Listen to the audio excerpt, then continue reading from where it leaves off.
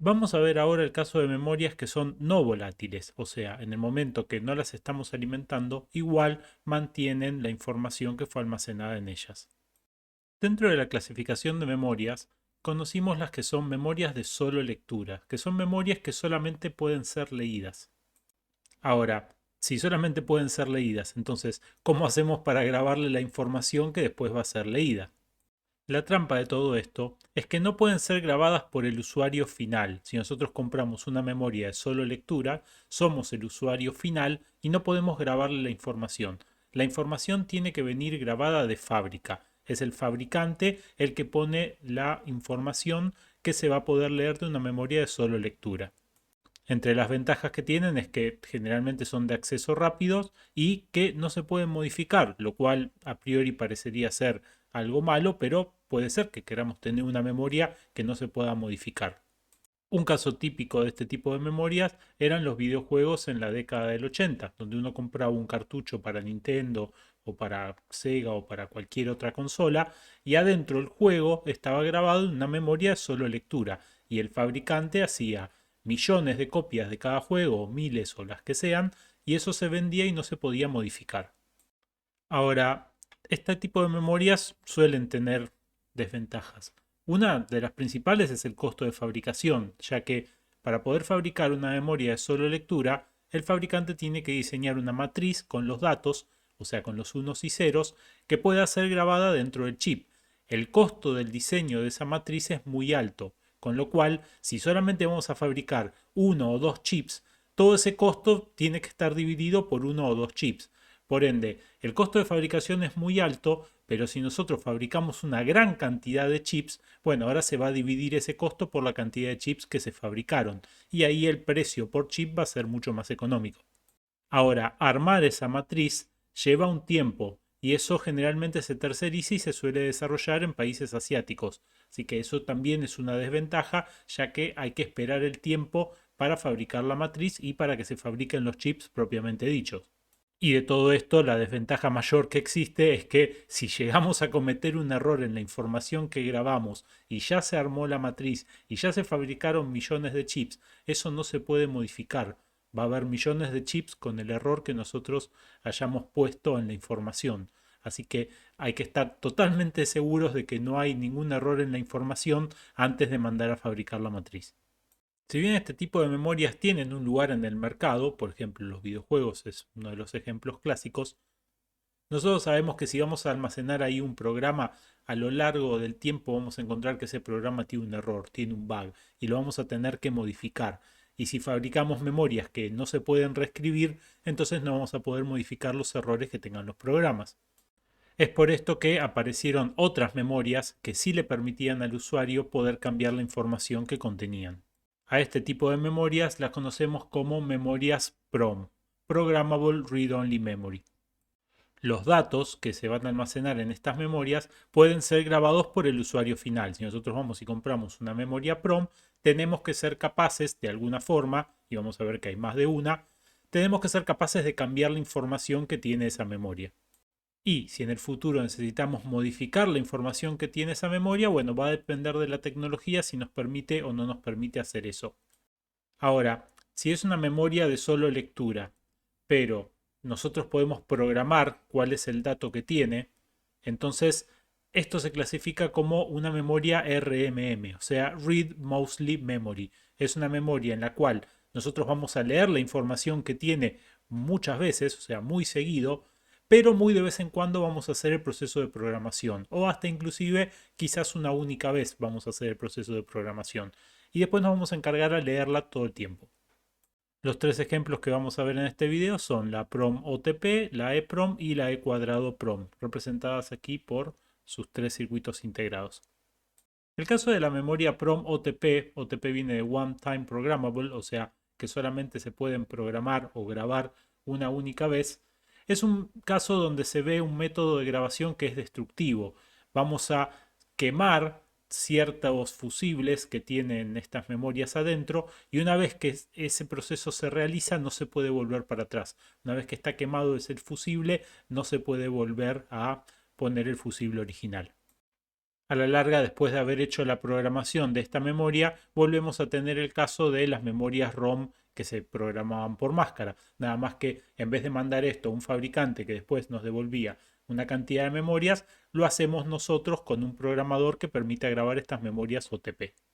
Ahora, una vez que fueron grabadas, no podemos modificar el programa. Si tenemos que cambiar algo, tenemos que cambiar la información que fue grabada, hay que descartar el chip y tomar un chip nuevo.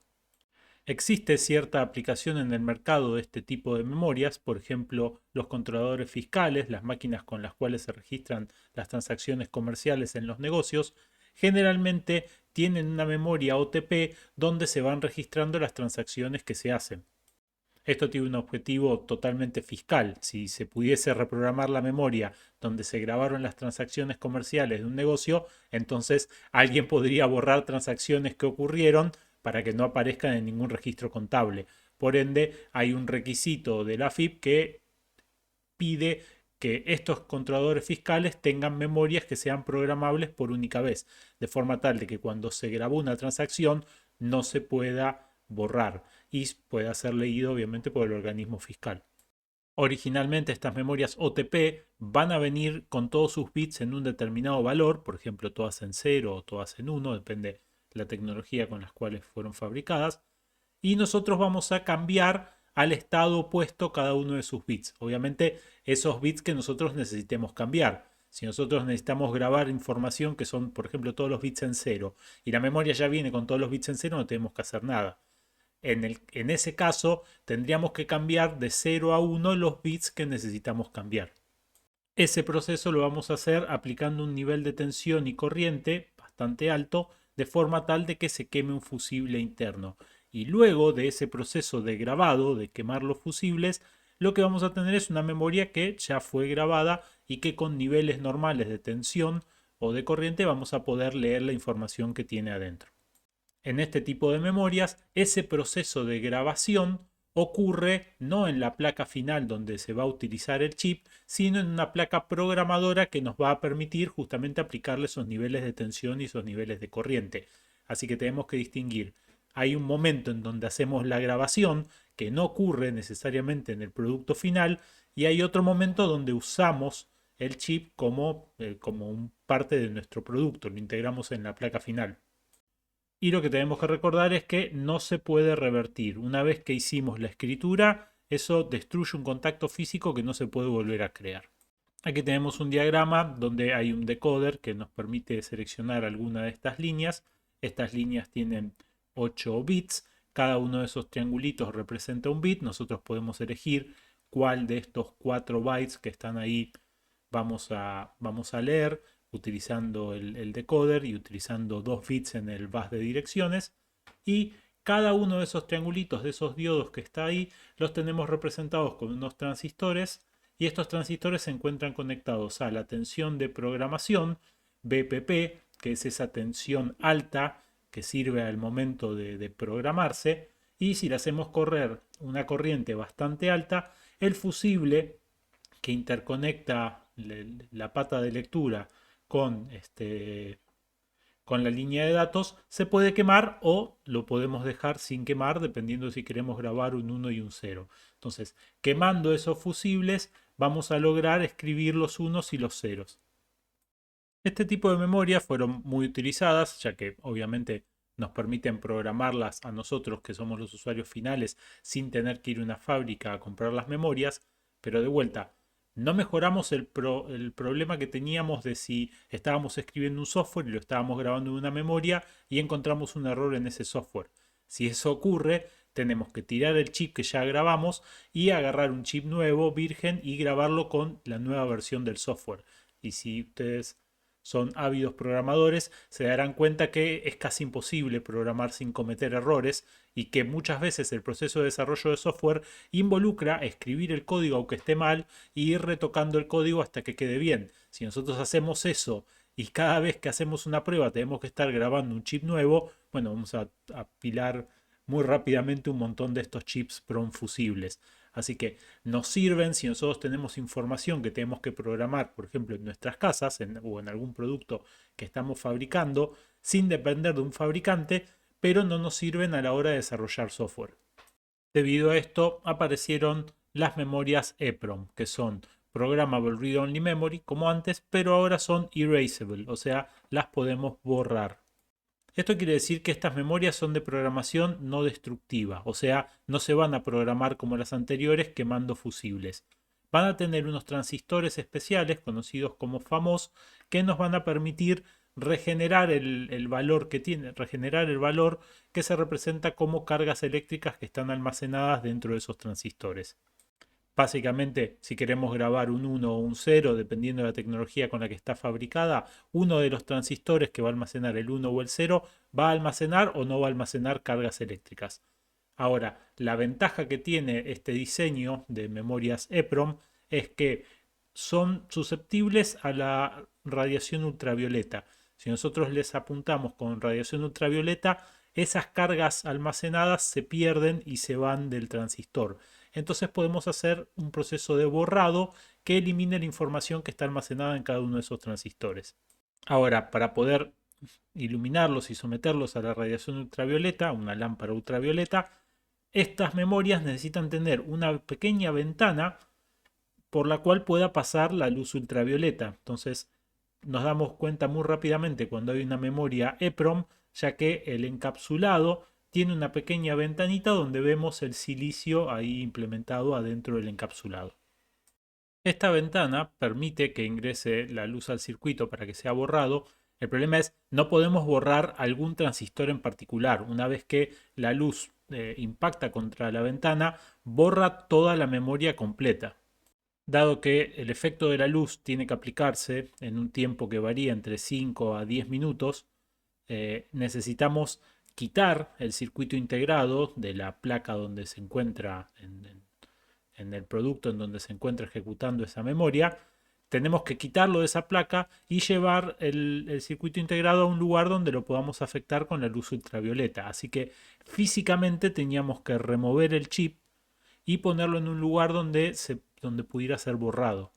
Y este proceso, si bien mecánicamente teníamos que sacar el chip y era probable que alguna pata se doble, así que teníamos que tener mucho cuidado con eso, no lo podíamos hacer ilimitadamente. Había una determinada cantidad de ciclos que le podíamos hacer de borrado a estas memorias. A eso lo llamábamos eso lo representábamos como la cantidad de ciclos de escritura. Y esa cantidad estaba limitada, no era infinita. Así que después de hacerlo unas cuantas veces, ya esa memoria no la podíamos volver a borrar y reprogramar nuevamente. Para entender el funcionamiento de cómo se programa y cómo se borran estas memorias EPROM, recordemos cómo funcionaban los transistores MOSFET. En este transistor tenemos material tipo P, que tiene faltante de electrones, y tenemos material tipo N y material tipo N que tiene exceso de electrones. Luego hay una capa de aislante y tenemos el conductor en ambas partes del material tipo P.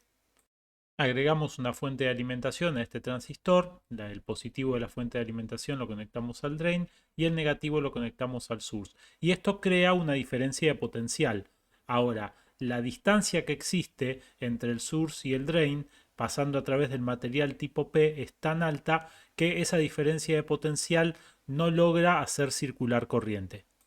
Ahora, si conectamos otra fuente de alimentación entre el gate y el body, vamos a estar aplicando una nueva diferencia de potencial. Las cargas negativas del body se van a desplazar hacia el gate por esta segunda fuente de alimentación que acabamos de conectar. Y esta fuente va a inducir un campo eléctrico que va a lograr que las cargas negativas sean atraídas hacia el gate. Y esas cargas negativas ahora forman un puente entre el drain y el source que va a permitir que circule corriente por la fuente de alimentación original que habíamos conectado. Este es el funcionamiento de un transistor tipo MOSFET. Vamos a ver cómo ahora, valiéndonos de este funcionamiento, vamos a fabricar un bit de memoria. Vamos a modificar el diseño que teníamos del transistor agregando un gate flotante con un aislante de por medio y un conductor adicional que va a quedar entre los dos aislantes y el conductor que ahora está conectado a la segunda fuente de alimentación. Volvemos a aplicar una diferencia de potencial entre body y gate y vamos a ver que las cargas negativas se van a desplazar hacia el gate. Nuevamente estas cargas se van a alojar cerca del aislante tratando de pasar al gate, pero obviamente no pueden porque está el aislante de por medio.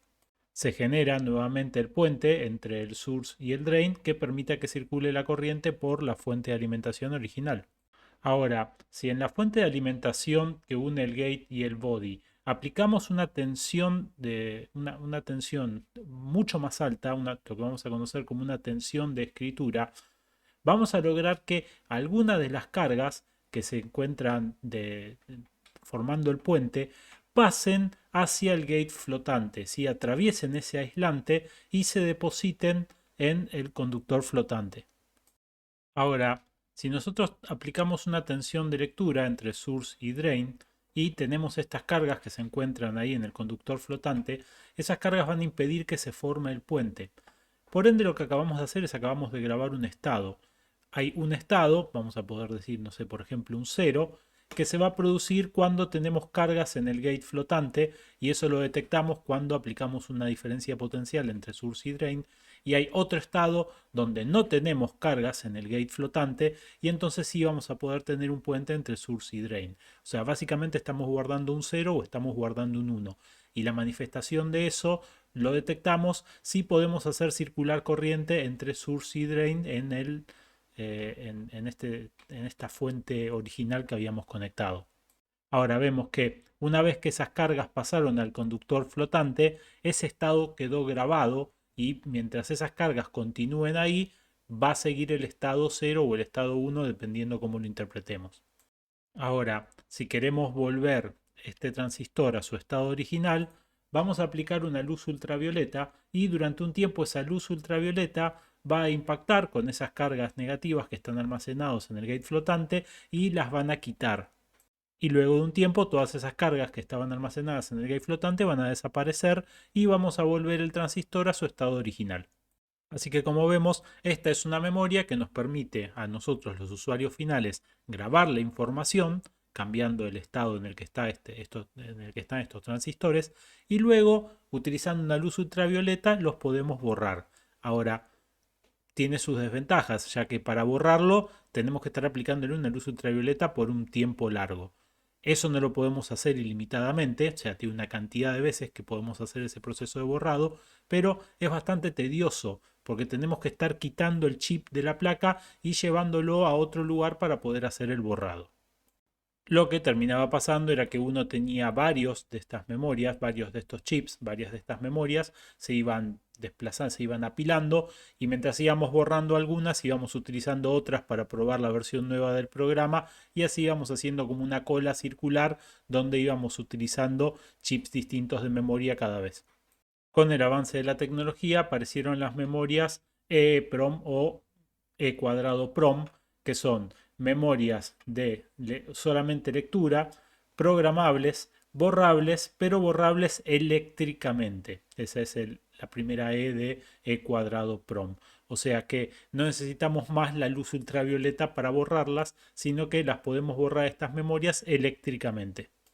Es muy similar el funcionamiento con las memorias EEPROM anteriores, solamente que ahora tiene una pequeña modificación que permite borrar a nivel de bit cada uno de los transistores. Esto lo hacemos con electricidad, no necesitamos utilizar luz ultravioleta y toda la lógica del borrado está incluida dentro del propio chip. Así que se puede leer, escribir y borrar y no hace falta removerlos de la placa. Se puede hacer todo en la misma placa, en el mismo circuito donde se encuentra la memoria, lo cual es muy práctico y las hace muy superiores en cuanto a la practicidad contra todas las memorias anteriores. Ahora, pensemos en las memorias que habíamos visto antes, las memorias RAM dinámicas y las memorias RAM estáticas. Esas memorias eran volátiles, en cuanto les quitábamos la alimentación se borraba la información, pero también se grababan eléctricamente, no estábamos tomando las memorias de RAM y las movíamos de un lugar a otro. De hecho, si lo hacíamos, le cortábamos la alimentación y la información se perdía. Acá, estas memorias E cuadrado PROM podrían pensarse como que son de lectura y escritura total, porque las podemos leer y las podemos escribir. Ahora, eso no es tan así. Se necesita mayor tiempo para escribir que el tiempo que tenemos para leer. O sea, el proceso de escritura lleva más tiempo que el proceso de lectura. Y al igual que las memorias anteriores, la cantidad de escrituras que le podemos hacer no es ilimitada. tiene una cantidad limitada, lo cual le crea una vida útil. Sin embargo, suelen tener una vida útil mayor que las EEPROM que se borraban con luz ultravioleta. Pero bueno, esto no viene gratis. Estas memorias son más costosas que las EEPROM de luz ultravioleta, ya que utilizan dos transistores para almacenar un bit contra uno que utilizaban las EEPROM, y aparte tiene que tener integrado toda la lógica para el borrado. Antes era solamente sacarlo y ponerlo en una lámpara, esa era la lógica de borrado. Ahora, con estas que se borran eléctricamente, toda la circuitería necesaria para borrar la memoria tiene que estar adentro del chip, así que va a hacer que sea más caro. Y dado que necesita más transistores para almacenar información, entonces la densidad de información por área va a ser menor, porque necesitamos un área más grande para guardar la misma cantidad de información. El caso típico de estas memorias es para almacenar información que no se va a modificar regularmente. Por ejemplo, si ustedes en un router le programan el nombre a una red SSID y programan la clave para acceder al Wi-Fi de ese router, ustedes no están todos los días cambiándole la clave o cambiando el nombre de la red. Eso es información que el usuario va a querer programar, se va a tener que almacenar en una memoria, pero no se va a estar cambiando permanentemente. Así que es el caso ideal para una E cuadrado PROM que va a almacenar, o sea, el proceso de escritura va a tardar, pero una vez que ya está escrito, vamos a utilizar esa información todo el tiempo como lectura y muy de vez en cuando la vamos a querer cambiar, pero no todo el tiempo. Si vemos un diagrama de cómo funcionan las memorias E cuadrado PROM, vemos que el transistor es casi idéntico al de las memorias EPROM, pero vemos que hay una pequeña patita del gate flotante que está muy cerca del drain del transistor. Si en el drain conectamos una fuente de alimentación, lo que vamos a lograr es que las cargas negativas se depositen en el gate flotante y vamos a haber grabado efectivamente un estado en ese gate flotante. Ahora, si queremos borrar ese estado sin aplicar la tensión entre gate y entre body, vamos a aplicar una tensión opuesta a la de grabado, pero en el drain. Y esto lo vamos a controlar con un transistor, por eso necesitamos dos transistores por cada bit de información. Así que los electrones que estaban almacenados en el gate ahora van a ser atraídos hacia el material tipo N en el drain. Y esta es la forma en la cual eléctricamente hacemos el borrado. Por ende, hicimos tanto la programación como el borrado de forma totalmente eléctrica. Así que en resumen sobre las memorias PROM, lo que tenemos es que las memorias EPROM son no volátiles, los tiempos de acceso son relativamente rápidos y el costo por bit es bajo, pero son problemáticas de utilizar, ya que si las queremos borrar tenemos que retirar el chip del circuito y lo tenemos que reprogramar afuera del circuito donde las estamos utilizando. Las E cuadrado PROM también son memorias no volátiles, los tiempos de acceso son relativamente rápidos y podemos borrar al nivel de bit de forma electrónica o eléctrica sin necesidad de quitarlas del circuito. Ahora, el costo por bit es más alto que el de las memorias EPROM anteriores. Así que lo que surgió tecnológicamente fueron las memorias flash, cuyo objetivo al momento de desarrollarlas era tener una memoria que sea no volátil, o sea que las podamos escribir y la información se mantenga en la memoria, que se pueda borrar electrónicamente sin quitarlo de un circuito, pero que las densidades y los costos sean más cercanos a los de la EPROM con las velocidades parecidas a los de la E cuadrado PROM. Así que todo lo mejor lo queremos tener en la memoria flash.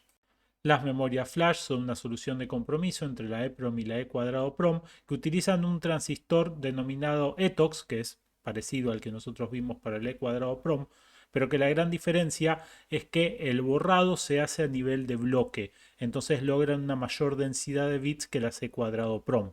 Pero también quiere decir que cada vez que borramos, borramos grandes volúmenes de información y si nosotros solamente queríamos cambiar un byte o un bit dentro de un gran volumen de información, tenemos que regrabar todo. Por ende, la vida útil que tiene se va a ver afectada por ese proceso de borrado. Hay dos tecnologías, aunque hoy en día, dependiendo de la aplicación, vamos a elegir una o vamos a elegir la otra. La primera es la flash tipo NOR, donde cada circuito integrado conforma un bit, se asemeja a lo que se parece a una compuerta NOR. La densidad es baja, pero tiene una mayor velocidad de lectura y menor velocidad de escritura y borrado. Hoy en día casi cualquier circuito que utilice memorias flash utiliza las flash tipo NAND, donde cada circuito integrado se conforma con un bit que se parece a una compuerta NAND y son de densidad media, no tienen la mayor velocidad de lectura, pero tienen mayor de velocidad de escritura y de borrado. En sistemas embebidos es muy común encontrar que parte de la memoria es de tipo flash NOR, donde por ejemplo se almacena el bootloader o se almacenan partes de código que tienen que ser accedidas rápidamente, que la velocidad de lectura tiene que ser muy alta, pero donde hay que grabar grandes volúmenes de datos, por ejemplo, particiones para grabar datos de usuario y cosas por el estilo que no se van a, no se van a leer tan seguido, pero que necesitamos grandes volúmenes de información, ahí aparecen memorias tipo NAND.